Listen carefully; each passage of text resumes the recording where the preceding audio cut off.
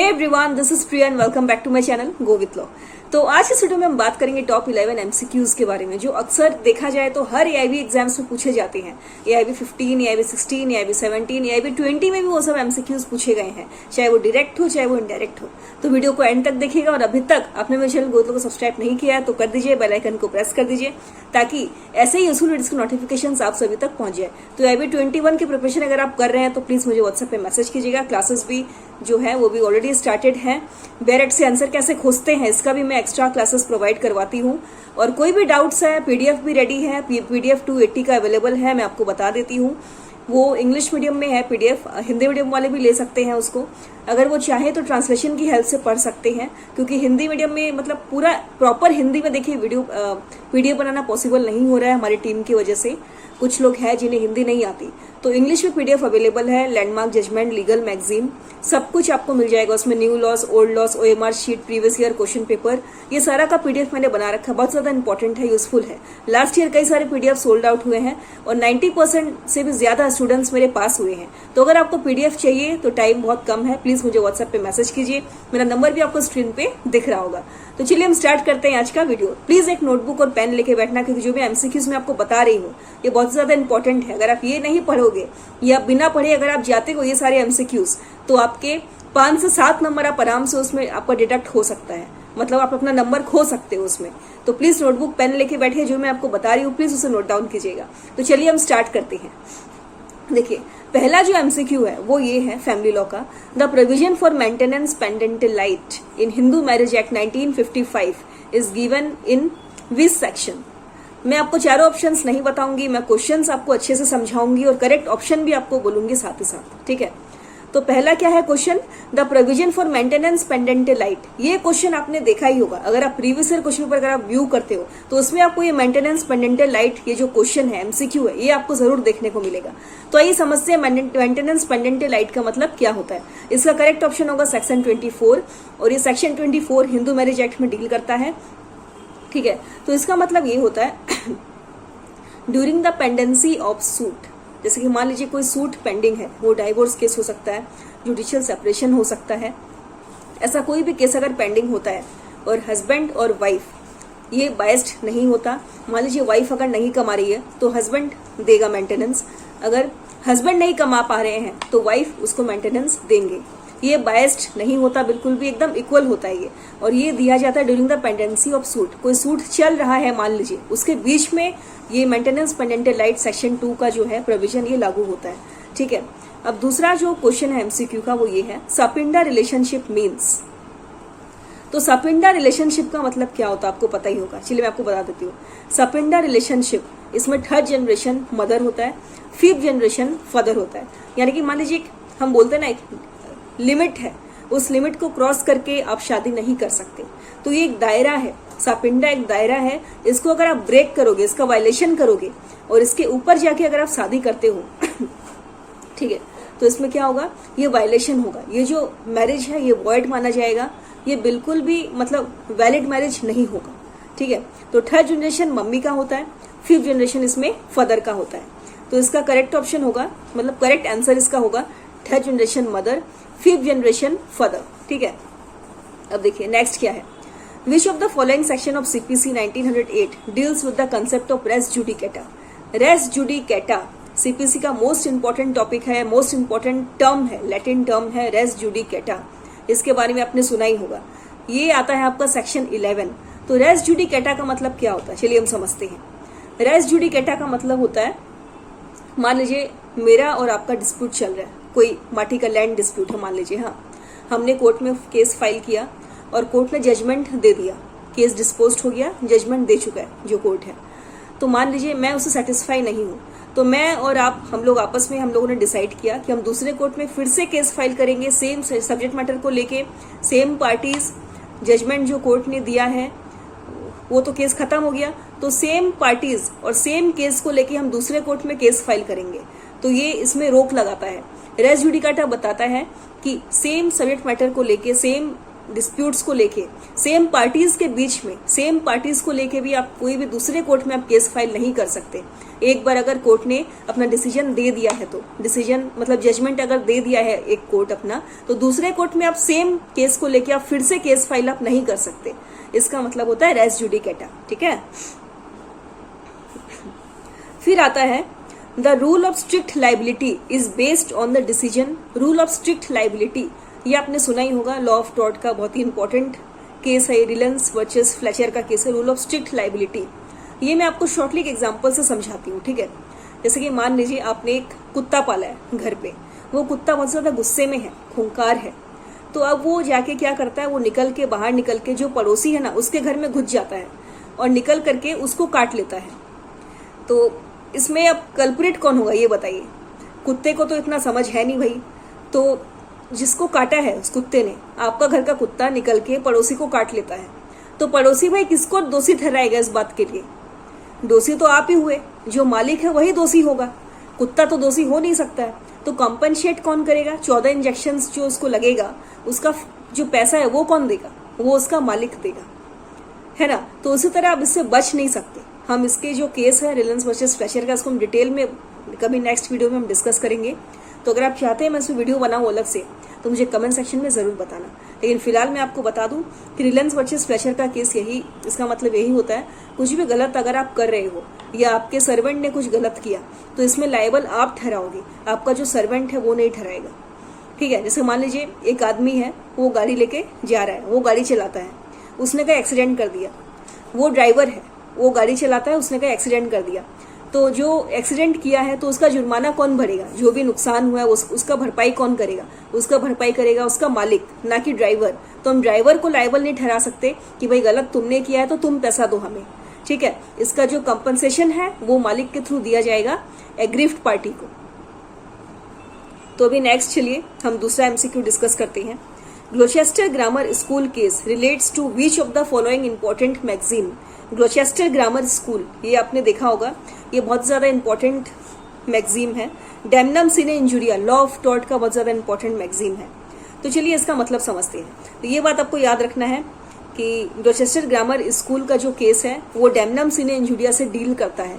तो कहीं पे भी अगर आपको दिखे ग्लोचेस्टर ग्रामर स्कूल, तो करेक्ट ऑप्शन अगर आप टिक करोगे तो आप डेमनम सिने इंजुरिया पे ही टिक करना, ठीक है। डेमनम सिने इंजुरिया का मतलब क्या होता है? Damage without legal injury. जैसे कि मान लीजिए आपने नॉन पार्किंग में अपनी गाड़ी को पार्क कर दिया, ठीक है, तो ट्रैफिक पुलिस आया, चालान आपका काट लिया उसने, तो नो पार्किंग में आपने अपना गाड़ी पार्क किया है।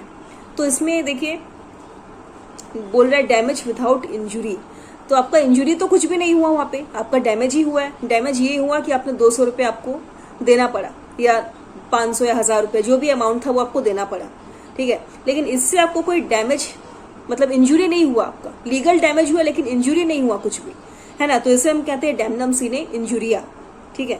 फिर नेक्स्ट एमसीक्यू में आते हैं। Which case establish the basic structure doctrine of the Indian constitution. ये आपने सुना ही होगा, बहुत ही मतलब मोस्ट कॉमन आस्क्ड एमसीक्यूज है एआईबी में। Which case establish the basic structure doctrine.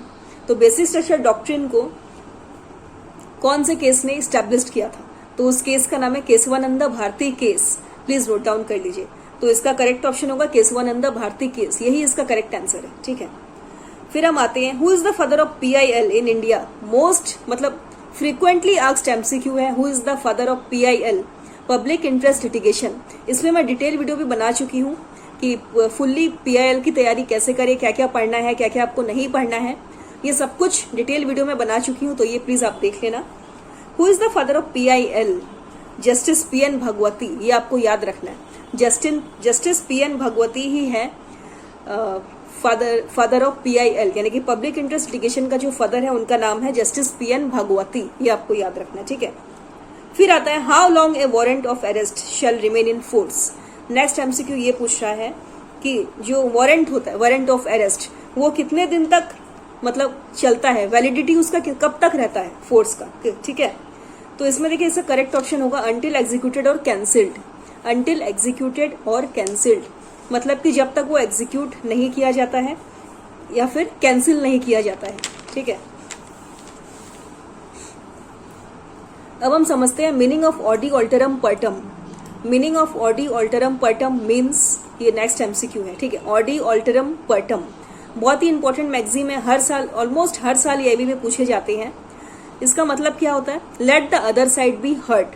तो क्वेश्चन को समझना, समझ करके सॉल्व करना, क्योंकि इस बार का जो आपने देखा होगा IB 20 का जो पेपर था, इस बार डायरेक्ट वाले क्वेश्चंस के चांसेस हैं लेकिन बहुत ही ज्यादा कम है, तो कंसेप्चुअल क्वेश्चन ज्यादा पूछेंगे।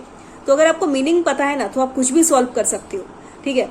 तो meaning of audi alteram partem का मतलब होता है let the other side be heard. इसका करेक्ट ऑप्शन होगा person can not be condemned without being heard. आप एक ही साइड को सुन के आप सजा नहीं दे सकते। Let the both side be heard या let the other side be heard, दूसरे साइड को भी सुनो, दूसरे पार्टी को भी सुनो। तो ऑडी ऑल्टरम का पर्टम का मतलब यही है कि दूसरे साइड को भी आपको सुनना है, दूसरे साइड को भी मौका देना है। एक ही साइड को सुन के आप मतलब डिसीजन नहीं दे सकते, ठीक है। फिर नेक्स्ट एमसीक्यू आपका, in Hussainara Khatoon versus state of Bihar dash emerged as a basic fundamental right. Most important MCQ है। इसका पीडीएफ मैंने रेडी कर रखा है, तो अगर आपको पीडीएफ चाहिए landmark judgement most repeated MCQ का, तो प्लीज मुझे व्हाट्सएप पे आप मैसेज करना, ठीक है। तो इसमें देखिए, right to free legal aid, right to speedy justice, right to clean environment, none of this. तो Hussainara Khatoon versus state of Bihar, इसका करेक्ट ऑप्शन होगा right to free legal aid. लेकिन कई बार हमने ये भी देखा है कि राइट टू स्पीडी जस्टिस भी इसका करेक्ट ऑप्शन, मतलब हमने देखा है कई जगह देखा है करेक्ट ऑप्शन में राइट टू स्पीडी जस्टिस दिया हुआ है। तो ये जो एमसीक्यू है ना, हुसैनरा Khatoon versus state of Bihar, इसका करेक्ट ऑप्शन कौन सा होगा आप मुझे कमेंट सेक्शन में बताना कि right to free legal aid होगा या राइट टू स्पीडी जस्टिस होगा। तो मुझे लग रहा है right to free legal aid ही इसका करेक्ट आंसर है, तो ये आप चेक करना एक बार, ठीक है। मोस्ट इंपॉर्टेंट एमसीक्यू है right to free legal aid, याद रखना आप। फिर आता है, in which of the following cases it was decided that the contract with a minor is void. Indian contract act का मोस्ट इंपॉर्टेंट एमसीक्यू है। कौन से केस में डिसाइड हुआ था कि माइनर अगर कोई कॉन्ट्रैक्ट करता है तो वो वॉइड माना जाएगा, ठीक है। इसका ऑप्शन करेक्ट आंसर होगा मोहिरी बीबी वर्सेस धर्मोदास घोष। मोहिरी बीबी वर्सेस धर्मोदास घोष, ठीक है, ये करेक्ट ऑप्शन है। इस केस को थोड़ा सा समझ लेते हैं। Mohori Bibee versus Dharmodas Ghosh most important landmark case है ये इंडियन कॉन्ट्रैक्ट एक्ट का। तो थोड़ा सा फैक्ट्स मैं आपको समझा देती हूँ शॉर्टली। इसमें क्या होता है, जो धर्मदास घोष है वो एक माइनर रहते हैं, उन्हें पैसों की जरूरत पड़ती है, ठीक है। तो वो अपना कुछ प्रॉपर्टी मतलब मॉर्गेज करते हैं, वो मतलब पैसे देते हैं किसको, ब्रह्मदत्त को। ब्रह्मदत्त एक मनी लेंडर रहता है, उसके पास ये जो माइनर है धर्मोदास घोष ये जाते हैं और 20,000 रुपए उनसे लेते हैं और अपना प्रॉपर्टी मॉर्गेज कर देते हैं, वहां पे गिरवी रख देते हैं, ठीक है। तो बाद में क्या होता है, उनको बाद में रियलाइज होता है कि भाई मैंने पैसे तो ले लिए लेकिन मैं लोन चुकाऊंगा कैसे, इतना बड़ा जो अमाउंट है।